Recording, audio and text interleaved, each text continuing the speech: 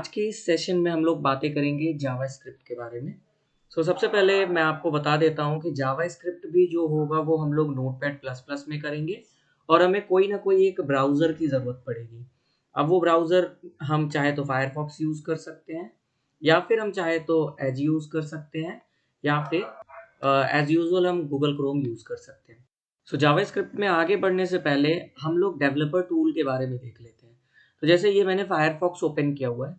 अब फायरफॉक्स पर आप राइट क्लिक करके आप इंस्पेक्ट पर क्लिक करके यहाँ से एक कंसोल टैब आ रहा है। ये कंसोल टैब पर भी आप जाकर डेवलपर टूल कहीं ना कहीं यूज़ कर सकते हैं। हर ब्राउज़र के अंदर होता है। या फिर आप यहाँ पर 3 जो लाइनें आ रही हैं इस पे क्लिक करके मोर टूल्स में जाकर आप डेवलपर पे भी क्लिक करेंगे तो ऑटोमेटिकली आप उस टूल को यूज़ कर सकते हैं। वेब डेवलपर टूल ये फायरफॉक्स के अंदर था। लेकिन अगर यही काम आपको एज में करना है क्योंकि आप maybe Edge Microsoft Edge use कर रहे होंगे तो यहाँ पर भी आप 3 डॉट पे क्लिक करके और कहीं ना कहीं आप मोर टूल में जाकर डेवलपर टूल पे क्लिक करेंगे तो आपका इस तरीके से डेवलपर टूल ओपन हो जाएगा। डेवलपर टूल में क्या होता है, कैसे होता है, कैसे आप डिबग करोगे, कैसे आप अपने कोड को मॉडिफाई कर सकते हो, सारी चीज़ें हम लोग यहाँ पे चेक करेंगे। एंड हम फायरफॉक्स की बात करते हैं। फायरफॉक्स पे भी आप राइट क्लिक करके इंस्पेक्ट पर जाकर कंसोल में जाकर आप सारी चीज़ें डेवलपर टूल ओपन कर सकते हैं। एंड सोर्स टूल में आपको पूरे जो स्क्रिप्ट होते हैं वो दिखाई देगा। जो भी आपकी स्क्रिप्ट होगी वो शो होगी यहाँ पर। एंड एलिमेंट के अंदर आपका पूरा का पूरा स्ट्रक्चर अब जैसे जैसे जैसे अगर मैं इस पर क्लिक कर रहा हूँ तो जिस पोजीशन में स्क्रिप्ट लिखा हुआ है वहाँ पर जा सकते हैं। यहाँ पे पैडिंग वगैरह लिखी हुई है, बॉर्डर, मार्जिन सारा कुछ आप देख सकते हैं। तो डेवलपर टूल एक तरीके से आप कह सकते हो आपके ब्राउज़र के अंदर जो भी वेब पेज ओपन हुआ है, उसका सारा का सारा स्क्रिप्ट आप देख सकते हो।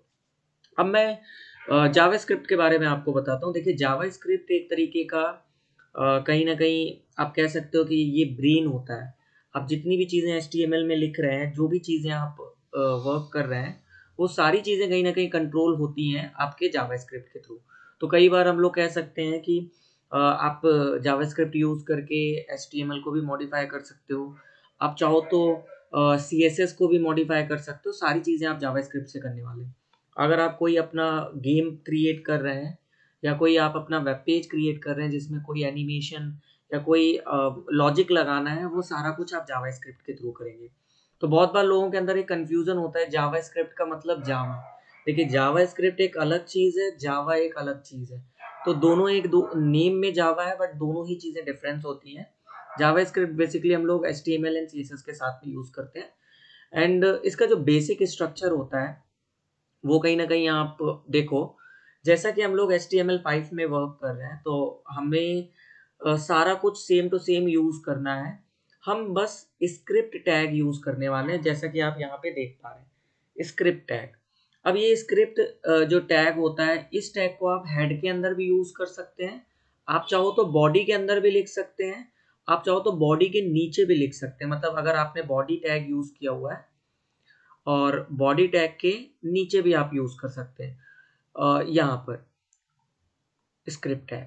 तो ये हर पोजीशन पे वर्क करने वाला है बट मैं आपको रिकमेंड करूँगा आप सबसे लास्ट में स्क्रिप्ट टैग यूज़ करना, क्योंकि लास्ट में जब आप यूज़ करोगे तो कई बार जो बॉडी के अंदर जो एलिमेंट होते हैं, जो एचटीएमएल के एलिमेंट होते हैं, वो सारा कुछ लोड होने के बाद आप स्क्रिप्ट को फिर चेंज कर सकते हैं। जावास्क्रिप्ट को लोड कर सकते हैं अपने एचटीएमएल पेज के अंदर। अब हम जैसा कि हम HTML5 पे वर्क कर रहे हैं, तो HTML5 में सिंपल आप स्क्रिप्ट टैग यूज़ करेंगे। लेकिन अगर आप पुराने वर्ज़न की अगर हम बात करें तो पुराने वर्ज़न में स्क्रिप्ट के साथ में टाइप एट्रीब्यूट यूज़ किया जाता था इस तरीके से। एंड टाइप के अंदर आपको लिखना होता था for an example like text and JavaScript. JavaScript इस तरीके से आपको ओल्डर वर्ज़न में लिखना होता था, फिर स्क्रिप्ट टैग को आपको क्लोज़ करना होता था। अब हम आगे बढ़ते हैं। सबसे पहले हम बात करेंगे कंसोल के बारे में। मैं आपको सारी चीज़ें कोड के थ्रू बताने वाला हूँ। ये मैंने नोटपैड प्लस प्लस ओपन कर लिया है। अब मैं स्टार्टिंग से सारी चीज़ें कर रहा हूँ। जैसे कि मैंने HTML5 ओपन किया है तो मैं डॉक टाइप HTML यूज़ कर रहा हूँ। और जैसा कि आप सब लोगों ने पिछला वीडियो देखा होगा तो आपको पता होगा इसका मतलब होता है, ये इंडिकेट करता है कि आप HTML5 में वर्क कर रहे हैं। अब मैं ये चीज़ें दोबारा से इसलिए बता रहा हूँ जिससे आपको ये सारी चीज़ें लर्न हो जाए, दोबारा आपको वीडियो ना देखना पड़े। And HTML lang for language and equal to double quotation के अंदर EN फॉर इंग्लिश लैंग्वेज। अब हम यहाँ पर सिंपली हेड कमांड यूज कर रहे हैं एंड इसके अंदर मैंने टाइटल यूज किया है and this for an example हम जावास्क्रिप्ट लिख देते हैं, जावास्क्रिप्ट प्रैक्टिस एंड ये टाइटल को मैंने क्लोज किया है इस तरीके से। एंड हेड को भी आपको क्लोज कर देना है एंड इसके आगे मैं थोड़ा सा स्पेस दे देता हूँ इस तरीके से। अब मैं इसको सेव करता हूँ सेम HTML फोल्डर में और यहाँ पे मैं लिख देता हूँ जावास्क्रिप्ट प्रैक्टिस। सेव आपको जो करना है फाइल को वो HTML एक्सटेंशन में ही करना है। सो ये इस तरीके से मैंने सेव कर लिया। अभी मैं इसके अंदर बॉडी भी यूज कर लेता हूँ एंड बॉडी टैग को भी मैं क्लोज कर लेता हूँ। बिल्कुल सिंपल स्ट्रक्चर में बना रहा हूँ एंड यहाँ पर मैंने बॉडी के नीचे स्क्रिप्ट यूज किया हुआ है एंड इस स्क्रिप्ट को मैं क्लोज कर लेता हूँ इस तरीके से। एंड लास्ट में मुझे यूज करना है HTML ये। सो एक बेसिक स्ट्रक्चर मैंने बनाया हुआ है।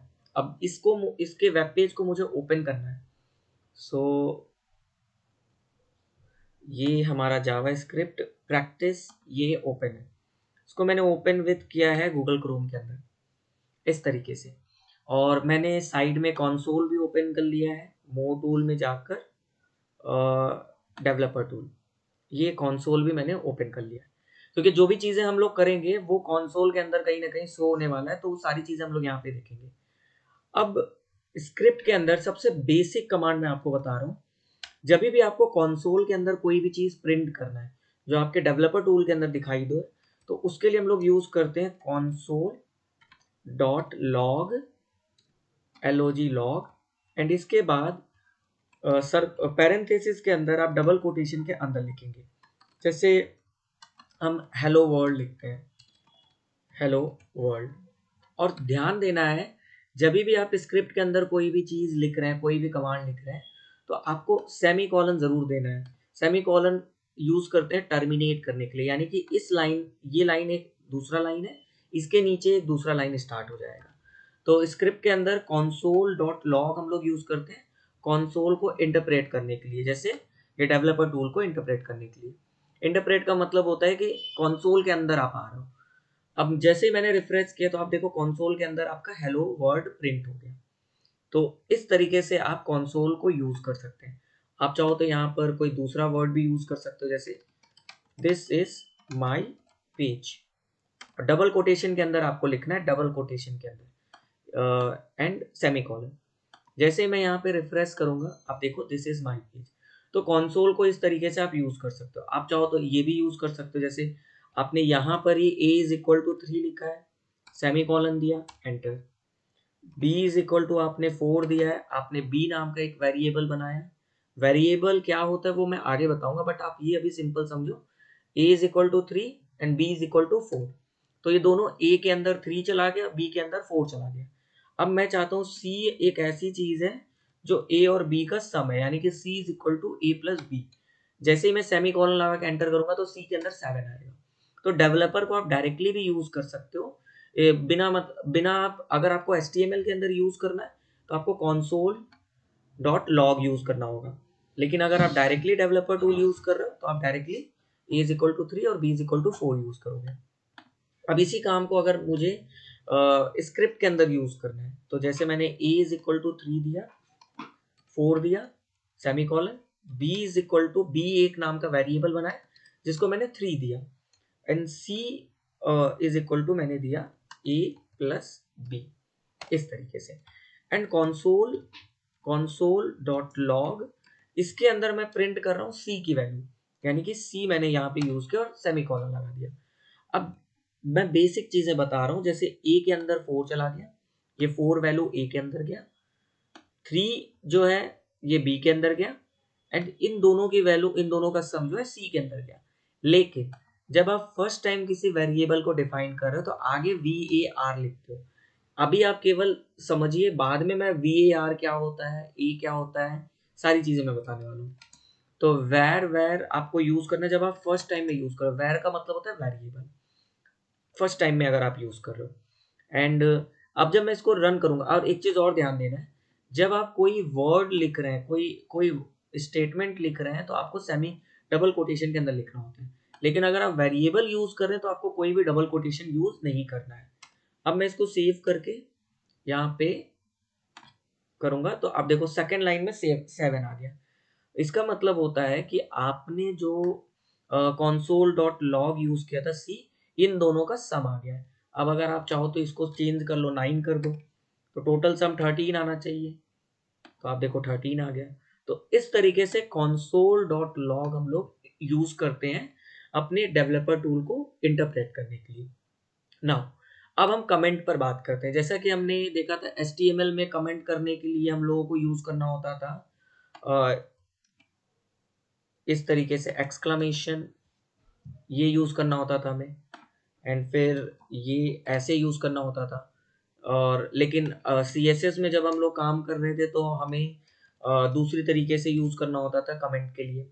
बट जावा स्क्रिप्ट के अंदर, यानी कि स्क्रिप्ट के अंदर, आपको यूज करना होता है double forward slash, double forward slash. तो इसके अंदर आप जो भी चीजें लिखोगे ये कमेंट होता है। ये चीजें कहीं ना कहीं शो नहीं होगा या कोड में रन नहीं किया जाएगा। लेकिन अगर आपको मल्टीपल लाइंस लिखना है तो फिर आपको forward slash star, forward slash star, और फिर लास्ट में स्टार एंड फॉरवर्ड स्लैश, इस तरीके से। तो मल्टीपल लाइन के लिए आपको ये यूज करना होता है। तो आई होप आपको ये चीजें समझ में आ गई होंगी। डबल फॉरवर्ड स्लैश मतलब सिंगल लाइन कमेंट के लिए, सिंगल लाइन कमेंट।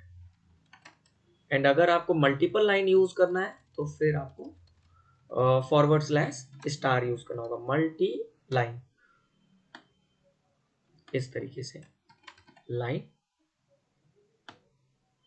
कमेंट, ऐसे। सो कमेंट बेसिकली प्रोग्रामर के लिए होता है, जिससे कि जो प्रोग्राम पढ़ रहा है वो समझ पाए। नाउ अब हम अलर्ट के बारे में बात करेंगे। जैसे आप वेबसाइट ओपन करते हो, आपको चाहिए कि सामने से एक मैसेज आए, वो अलर्ट, एक छोटा सा विंडो ओपन हो और उसके अंदर अलर्ट है। तो अलर्ट के लिए हम लोग यूज करते हैं window dot alert, window dot alert. अब इसके अंदर जैसे मैंने एक मैसेज प्रिंट कर दिया इस तरीके से, एंड सेमी कॉलन दे दिया। ध्यान देना, आपको सेमी कॉलन जरूर यूज करना है। विंडो डॉट अलर्ट, एंड इसके अंदर डबल कोटेशन के अंदर, सर्कुलर पैरेंथेसिस के अंदर आप ये चीजें लिखेंगे। अब जैसे ही मैं यहाँ पे जाके रिफ्रेश करूंगा तो इस तरीके से अलर्ट आने लगेगा, यू आर हैक। आप चाहो तो इसको चेंज भी कर सकते हो। आप चाहो तो यहाँ पर आप लिख सकते हो सिंपली ABC। दोबारा से मैं रिफ्रेश करूंगा तो आप देखो इस तरीके से अलर्ट आता, इसको बोलते हैं alert, window dot alert. Now अब हम लोग बातें करेंगे, अब हम देखने वाले हैं किस तरीके से आपको अगर चाहिए कि नहीं, मुझे कंसोल के अंदर प्रिंट नहीं कराना है, मुझे इस स्क्रीन के अंदर प्रिंट कराना है जावास्क्रिप्ट को यूज करके। तो इसके लिए आपको यूज करना होगा इनर HTML। इनर HTML हम लोग यूज करने वाले हैं। तो सबसे पहले हम इनर HTML हम लोग यूज करते हैं जब आप कोई ऑलरेडी टैग बना के रखे हो बॉडी के अंदर, उसके लिए हम लोग यूज करते हैं। जैसे कि बॉडी है, बॉडी के अंदर मैंने P नाम का एक पैराग्राफ बनाया, पैराग्राफ एलिमेंट बनाया, और मैंने लिखा दिस इज अ पैराग्राफ, इस तरीके से। तो अभी मैंने सिंपल एक HTML के अंदर एक पैराग्राफ बनाया। अब देखो, इसको मैं ओके करूंगा तो दिस इज द पैराग्राफ, ये आ गया। अब मुझे चाहिए कि नहीं, मुझे ये जो पैराग्राफ आ रहा है, दिस इज अ पैराग्राफ आ रहा है, मुझे इसको मॉडिफाई करना है, मुझे इसको चेंज करना है, या फिर मुझे कुछ भी ऐसी चीज मॉडिफाई करनी है जो इसकी जगह पे चेंज हो जाए, पी की जगह पर। तो इसके लिए हम लोगों को सबसे पहले हमें इस पी टैग को सेलेक्ट करना होता है। तो इसके लिए स्क्रिप्ट, जावा स्क्रिप्ट के अंदर एक कमांड होता है डॉक्यूमेंट, हम लोग यूज करते हैं document dot query, QUERY selector, query selector. ध्यान देना है, क्वेरी के अंदर Q स्मॉल होगा बट सेलेक्टर के अंदर S कैपिटल होता है। एंड इसके बाद आपको वो टैग लिखना है पैरेंथेसिस के अंदर। इस तरीके से। और जब भी आप पैरेंथेसिस सेलेक्ट करेंगे तो डबल कोटेशन के अंदर करना है इस तरीके से। एंड आपको आप एक नया वेर बना रहे हो, जैसे एक मैंने नया वेर बनाया डी नाम का इस तरीके से, और इस डी को मैंने असाइन कर दिया पूरा का पूरा क्वेरी सेलेक्टर। इसका मतलब क्या हुआ, आपने डी नाम का एक वेरिएबल बनाया एंड आपने क्या किया, क्वेरी सेलेक्टर यानी कि पी एलिमेंट को आपने सेलेक्ट कर लिया। अब आपको पी एलिमेंट को मॉडिफाई करना है। मॉडिफाई करना है तो मैंने क्या किया, मैंने डी यूज किया, डी डॉट इनर HTML। इसके अंदर मैंने इसको मैंने इक्वल टू देकर यहाँ पे लिख दिया hello this is inner HTML इस तरीके से एंड सेमीकोलन। नाउ ट्राई करते हैं। हमने क्या किया, हमने वेरिएबल एक डी बनाया, फिर हमने पी यानी कि जो ये पी है इसको हमने सेलेक्ट किया। अब चाहो तो इसको अब अगर चेंज करूंगा तो दिस इज अ पैराग्राफ, ये पूरा का पूरा मॉडिफाई हो जाएगा। अगर ये एम्प्टी भी रहता है यहाँ पे, अगर हम कुछ भी नहीं लिखते तो उसकी जगह पे फिल हो जाता, बट अभी मैं जो ऑलरेडी फिल है उसको चेंज कर रहा हूँ। और फिर मैंने क्या, पहले मैंने पी एलिमेंट को सेलेक्ट किया क्वेरी सेलेक्टर को यूज करके, और डॉक्यूमेंट का मतलब होता है कि हम डॉक्यूमेंट के अंदर से सेलेक्ट कर रहे हैं। और फिर ये जो डी है, इसी डी डॉट इनर एलिमेंट को, इनर HTML को हम चेंज कर रहे हैं। अब मैं जैसे इसको रिफ्रेश करूंगा, आप देखना ये अलर्ट हटाता हूँ तो देखो ये ऑटोमेटिकली मॉडिफाई हो गया। Hello this is a inner HTML। अब आप चाहो तो फॉर एन एग्जाम्पल, अगर आपने कोई एक हेडिंग बनाया, जैसे मैंने इस डॉक्यूमेंट के अंदर एक हेडिंग बना दिया H1 नेम का, एंड मैंने लिखा है दिस इज अ हेडिंग इस तरीके से। अब मैं चाहता हूँ, या फिर मैं हेडिंग को हटा ही देता हूँ, मैं कुछ भी नहीं लिख रहा हूँ। अभी मैं अगर शो करूंगा यहाँ पर तो आपको कोई हेडिंग नहीं दिखाई देगा। आप यहाँ पे देखो कोई हेडिंग नहीं आ रही है। बट अगर मैं चाहता हूँ कि नहीं मुझे हेडिंग को मॉडिफाई करना है, तो मैं P की जगह पे H1 कर देता हूँ। सिंपल, P की जगह पे H1। हमने सेलेक्ट किसको किया, H1 को, और इनर HTML हम लोग यूज करते हैं मॉडिफाई करने के लिए। मतलब H1 टैग के अंदर ये जो वर्ड लिखा हुआ है, जैसे इसको मैं चेंज करके लिख देता हूँ this is a heading. I hope आपको ये अभी थोड़ा सा कॉम्प्लिकेटेड लग रहा होगा, क्योंकि आपने अभी बेसिक वेरिएबल क्या होता है, लोग आइडेंटिफायर यूज कर रहे हैं, ये सारी चीजें नहीं पता है, बट आगे मैं आपको सारी चीजें बताऊंगा। सो अभी मैं इसको रिफ्रेश कर रहा हूँ। सो ये देखो this is a heading, this is a paragraph, वो पहले जैसा हो गया क्योंकि हमने उसमें कोई मॉडिफिकेशन नहीं किया था, लेकिन जो हमारा H1 था वो हेडिंग में आ गया। तो इस तरीके से आप कहीं ना कहीं आप यूज कर सकते हो जावास्क्रिप्ट को मॉडिफाई करने के लिए। आप कोई भी डॉक्यूमेंट के अंदर कोई भी चीज प्रिंट करा सकते हो। तो डॉक्यूमेंट के अंदर आपको प्रिंट कराना है तो आप ये यूज कर सकते हो। तो आई होप आपको बेसिक चीजें समझ में आ गई होंगी। थोड़ा बहुत आपको जावास्क्रिप्ट में जो चीजें मैंने बताया, मैंने सबसे पहले console.log के बारे में बताया, जिससे आप डेवलपर टूल को इंटरप्रेट कर सकते हैं। फिर मैंने आपको multi line and single line comment कैसे करना है वो चीजें एक्सप्लेन किया। आप डबल स्लैश यूज करके यूज कर सकते हैं, forward slash. Window dot alert के बारे में मैंने आपको बताया, एंड मैंने क्वेरी सेलेक्टर के बारे में बताया, जिससे आप जो भी क्वेरी होंगे, जो भी टैग होंगे, उसको सेलेक्ट कर सकते हैं। एंड लास्ट में मैंने आपको इनर HTML के बारे में बताया। इनर HTML से आप कोई भी जो डॉक्यूमेंट है उसके अंदर प्रिंट करा सकते हैं।